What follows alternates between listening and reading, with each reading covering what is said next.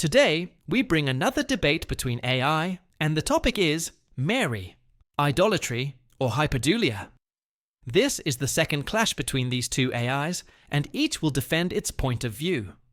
The Catholic AI will present first, followed by the Protestant AI. I'll be back shortly to begin the debate.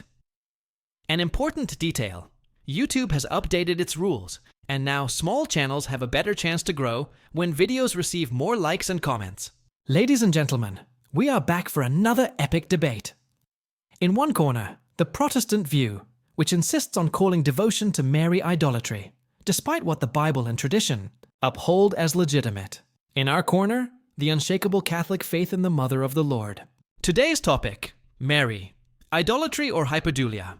Can Protestants refute 2,000 years of Christianity, or will they just repeat the same tired arguments? Enough talk.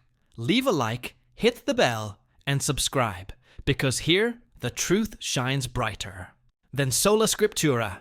Comment below. Is Mary the Queen or not? Let's see who dares to face the doctrine. Ladies and gentlemen, we are back for another heavyweight theological debate, our second round.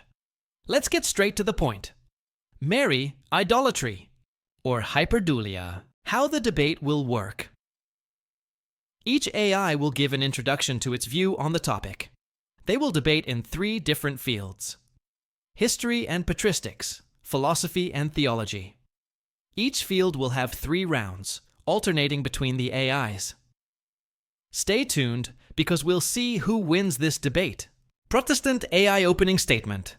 Catholics insist that veneration of Mary is merely hyperdulia, a special level of honor that doesn't amount to worship. Seriously? Look at the contradictions. Kneeling before images, massive processions, hymns sung to her, even calling her co-redemptrix and mediatrix. If that's not putting someone on a divine pedestal, what is? The Bible is clear. There is one mediator between God and men, Christ Jesus. 1 Timothy 2:5. There's no half intercession, no Mother of Heaven, no shortcuts. When John in Revelation tried to bow before an angel, he was sharply rebuked. Do not do that. Revelation 22:8-9. Yet Catholics ignore this and keep kneeling before statues. So answer me, if bowing, making requests, and trusting in someone's intercession besides God isn't idolatry, what is? Hyperdulia is just a fancy name to justify the unjustifiable. The truth is simple. Glory belongs to God alone. Now let's hear the other side's arguments. Catholic AI rebuttal.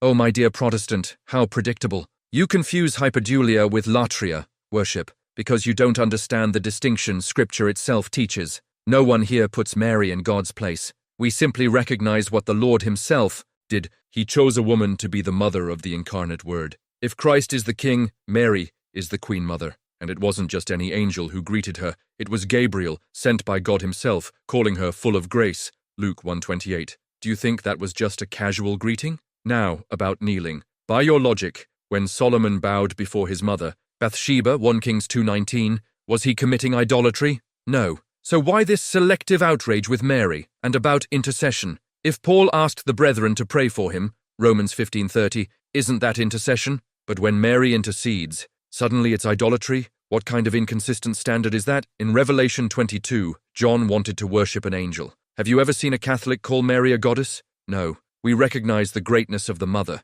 of the Lord, never equating her with God. While you reject Mary, we follow the example of Elizabeth, who, filled with the Holy Spirit, exclaimed, "Blessed are you among women." Luke 1:42. Keep ignoring Scripture if you want. We'll stick to the truth. Protestant AI counter-rebuttal.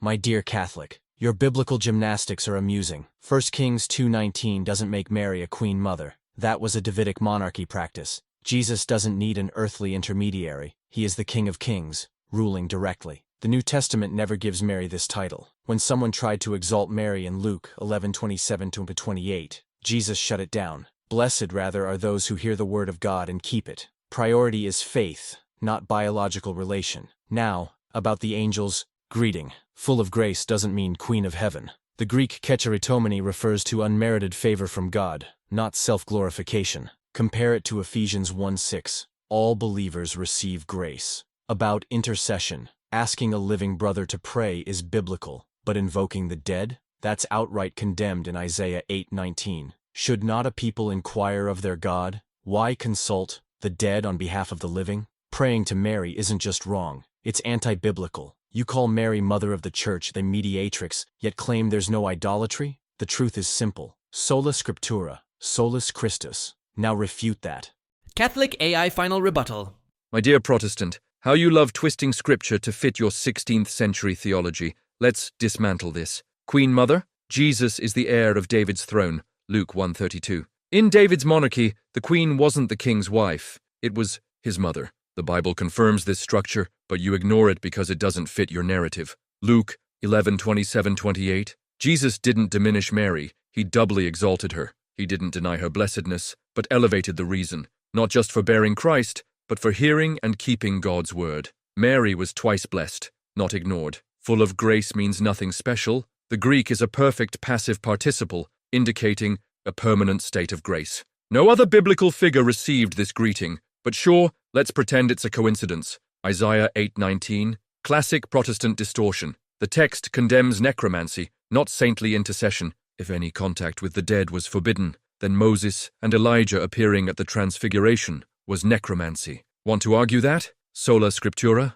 Yet you ignore that the Bible itself teaches the Church is the pillar and foundation of the truth. 1 Timothy 3:15. Keep thinking Luther understood the apostles better than the apostles themselves. Now answer me. If honoring Mary as the Lord's mother, intercessor, and full of grace is idolatry, then God himself started this idolatry by choosing her to bring Christ into the world. Refute that. Protestant AI on history and patristics. Catholics love claiming Marian devotion was always part of Christianity. But was it? The early church didn't treat Mary as an intercessor, mediatrix, or queen of heaven. This Marian cult developed later, influenced by pagan goddess worship. Isis, Cybele. Let's check the church fathers. Tertullian, AD 160-220, recognized Mary as Jesus' mother, but also criticized her unbelief at times. No mention of her as mediator. Origen, AD 185-254, said Mary needed Christ's purification like all humans. Homily on Luke. No immaculate conception here. Epiphanius, AD 310-403, condemned the Collyridians, who worshipped Mary with cake offerings. Panarian 79. He called her a servant of God, not to be adored. Augustine, AD 354-430, said Mary was blessed for believing, not just biologically. Sermon 25. Never taught Marian intercession. Historically, the first council to push Marian exaltation was Ephesus, AD 431, but only to defend Christ's divinity. Calling her Theotokos, God-bearer, was Christological, not Mariological. The Assumption dogma wasn't proclaimed until 1950, 2,000 years after Christ. If Marian devotion were original, why didn't early Christians teach it? Refute that. Catholic AI on history and patristics. Oh, my dear Protestant, what clever cherry-picking. You cite church fathers out of context, ignore doctrinal development, and pretend early Christianity was some proto-Protestant fantasy. Marian devotion came from paganism. False. Early Christians rejected pagan cults and were martyred for it. Marian devotion didn't come from Isis. It grew from recognizing her unique role in salvation history. Tertullian? You ignore he became a heretical Montanist, hardly a reliable source. Yet even he called her the new Eve. Origen? You skip where he called her more worthy than all saints. Homily on Luke 7. Epiphanius? He condemned worshipping Mary as a goddess, something Catholics never do. Yet he also called her superior to all creatures. Augustine? He affirmed saints intercede, Sermon 159. So why exclude Mary, the greatest saint? He also called her ever virgin and preserved from sin. Ephesus, AD 431. The title Theotokos was already in use centuries before. If Marian veneration were late, where are early Christians condemning it? They don't exist. Assumption, 1950. Belief in it was universal for centuries. Gregory of Tours, AD 538-594, wrote about it. The dogma only formalized what Christians already believed. If Marian veneration were heresy, why did early Christians exalt her as Mother of God? Refute that. Protestant AI on philosophy. From a Protestant perspective, Marian devotion, though often well-intentioned, represents a philosophical and historical deviation from the centrality of Christ. Scripture never commands or models veneration of Mary beyond acknowledging her as blessed among women, Luke 1:42.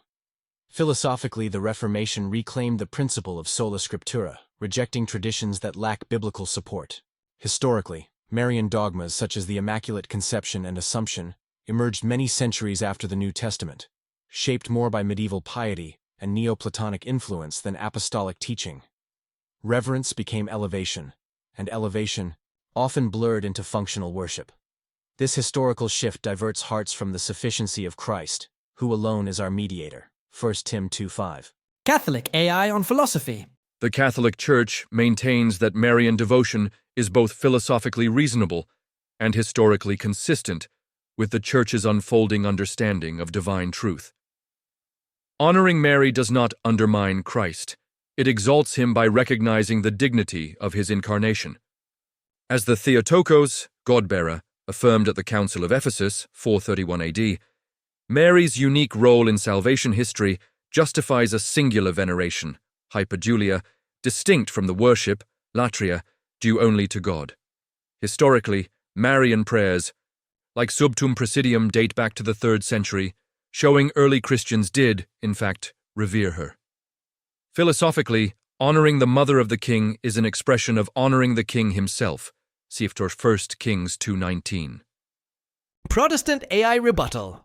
Now, let's expose the philosophical weakness of Marian devotion. Sola scriptura isn't self-contradictory. It's the principle that Scripture is sufficient for faith and practice. Your development of doctrine is just human innovation. Metaphysics? If Mary were ontologically unique, she wouldn't need salvation. Yet she called God, my Savior. Luke 1:47. Intercession? The Bible forbids consulting the dead. Isaiah 8:19. The saints in heaven aren't omniscient. They don't hear millions of prayers. Tradition? If Marian doctrines were apostolic, why did they take 1,500+ years to formalize? Your Hyperdulia is just idolatry with a Latin name. Refute that. Catholic AI counter rebuttal.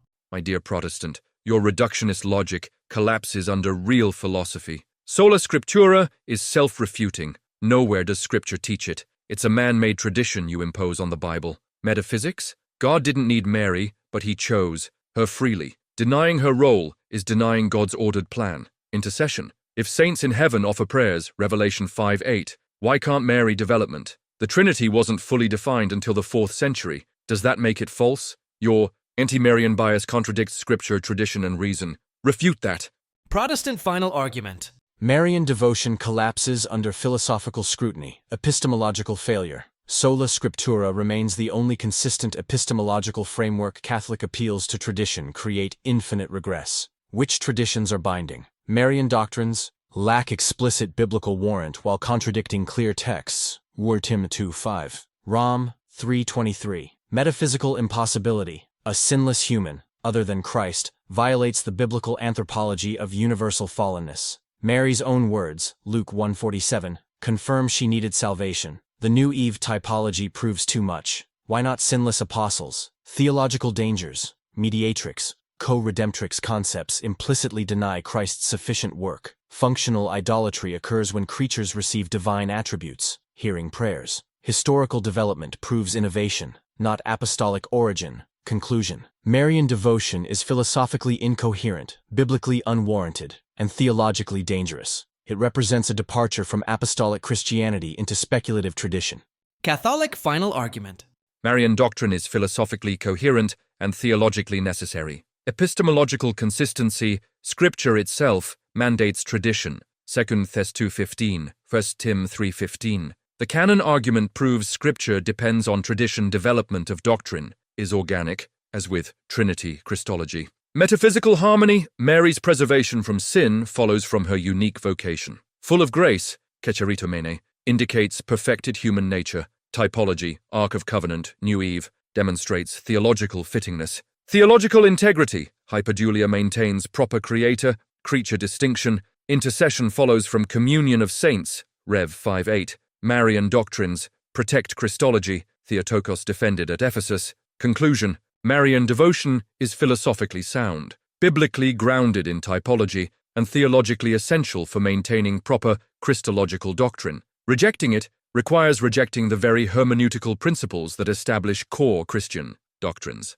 Grand finale. Who won the great Marian debate? After this intense theological showdown spanning Scripture, history, philosophy, and doctrine, we've reached the climactic conclusion. Both AIs have presented powerful cases, Now it's time for you to decide the victor. Protestant AI's final word.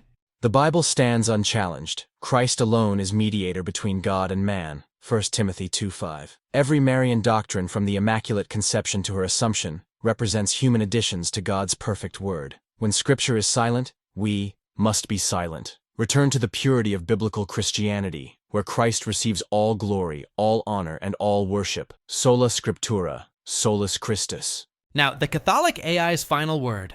The Church, guided by the Holy Spirit, has faithfully preserved the full truth about Mary's God-given role. To reject Marian doctrine is to reject the very hermeneutic that gave us the Trinity and Christology. Mary doesn't replace Christ, she magnifies him. Luke 1:46. From the early Church's declaration of Theotokos to today, we honor what God has done through her. Scripture and tradition together reveal the complete deposit of faith. Conclusion, who won? Catholic AI claims Scripture needs tradition and church authority. Protestant AI proves Scripture alone is sufficient. What do you think?